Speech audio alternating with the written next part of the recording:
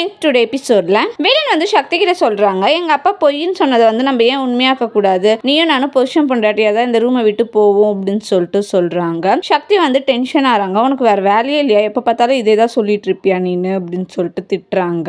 சக்தியோட அப்பா வந்து சக்தி அவங்க அம்மா கிட்ட ஃபீல் பண்றாங்க, சக்தியோட மேரேஜ் லைஃப் இப்படி இருக்கே அப்படின்னு சொல்லிட்டு. வேலன் வீட்டுக்கு லேண்ட்லைனுக்கு கால் பண்ண என்னாச்சுன்னே தெரியல அப்படின்னு சொல்லிட்டு ஃபீல் பண்றாரு. வேலனோட ரூம் காலிங் பெல் அடிக்குது, எட்டி பார்த்தா யாருமே காணோம். பார்த்தா குள்ளமா ஒருத்தர் இருக்காரு. நான் தான் ரூம் பாய், ஏதாவது சர்வீஸ் வேணுமா அப்படின்னு சொல்லி கேக்குறாங்க. சக்தி வந்து பாட்டில் உடஞ்சிருச்சு, அதை கொஞ்சம் கிளீன் பண்ணுங்க அப்படின்னு சொல்லிட்டு சொல்றாங்க. அதுக்குள்ளேயே பாட்டில்லாம் உடச்சிட்டீங்களா அப்படின்னு சொல்லிட்டு அவர் டபுள் மீனிங்ல பேசுறாரு. அதை வந்து கிளீன் பண்றாரு. சக்தி கிட்ட வந்து சொல்றாரு, அலர்ட்டா இருந்துக்கோங்க, விசில் அடிக்கும் போது ஓடி போகணும் அப்படின்னு சொல்லிட்டு சொல்றாங்க. சக்தி வந்து ஏன் இவர் இப்படி சொன்னாரு அப்படின்னு சொல்லிட்டு யோசிக்கிறாரு.